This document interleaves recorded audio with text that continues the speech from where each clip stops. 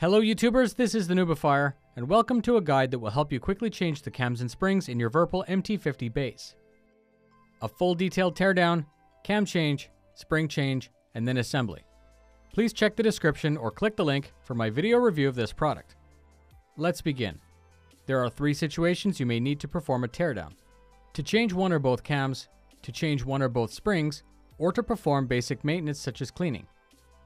You'll need a 2.5, a 3 and a 4mm Allen driver, a flathead screwdriver, a Phillips head screwdriver, and a clean, well-lit workspace. The process shouldn't take more than 15 minutes. None of the screws should require significant force. Be careful not to strip or cross-thread any of the fasteners. Start by removing the bracket that attaches the base to the mount by removing the 4 cap screws. Remove the lower base cover by removing 4 small cap screws. Carefully loosen the wire grommet and unplug the USB connector from the circuit board by pulling on the white plastic plug and not the wires. Place the wire in a safe location. Loosen the 2 small cap screws that secure the circuit board to the box. Keep track of the 4 nuts, 2 washers, and 2 cap screws. Remove the 4 outer cap screws and carefully remove the gimbal from the outer case.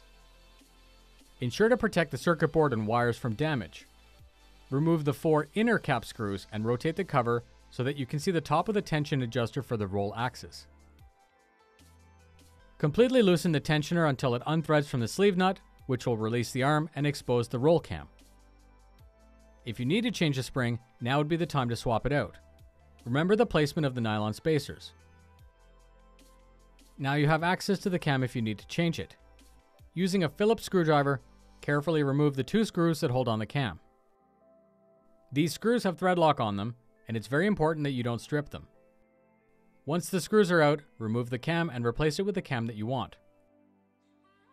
Align the 2 holes and secure the cam to the gimbal with the 2 screws. You can use non-permanent thread lock on the screws if you'd like. Place the sleeve nut in the arm. Rotate the spring tensioner into the sleeve nut until it's flush with the gimbal body. Now you repeat this process for pitch. Rotate the cover so you can see the top of the tension adjuster for pitch. Completely loosen the tensioner until it unthreads from the sleeve nut, which will release the arm and expose the pitch cam. If you'd like to change the spring, pull the pitch tensioner out, change springs, and remember the order of the nylon spacers. Now you have access to the pitch cam if you need to change it. Once again, using a Phillips screwdriver, carefully remove the 2 screws that hold in the cam. With the screws out, remove the cam and replace it with the cam that you'd like.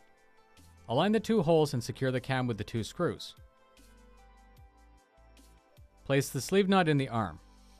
Spin the threads of the pitch spring tensioner into the sleeve nut until it's flush with the gimbal body.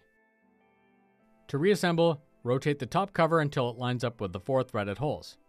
Verify that the tensioners are correctly behind the 2 adjustment holes and install the 4 inner cap screws, snugging them in a crisscross pattern. Place the gimbal into the base body, ensuring that the 4 large holes line up with the 4 threads. Take care not to damage the wires or circuit board. Thread the 4 outer cap screws and snug them in a crisscross pattern. It's now time to secure the circuit board to the case. Prepare the cap screws, nuts, and washers. Push the bolts through the holes, cover the bolts with washers, and then secure them both with a nut. Align and place the circuit board onto the bolts. Carefully pull back the wires, giving you access to the screws. Tighten both nuts onto 2 bolts, being careful not to damage the circuit board by over-tightening. Connect the USB cable, ensuring to route the cable away from any moving parts. Push the grommet into the gap of the base body. Attach the lower cover with 4 cap screws. And then attach the mounting bracket with the 4 remaining cap screws. There you go, a full teardown and assembly.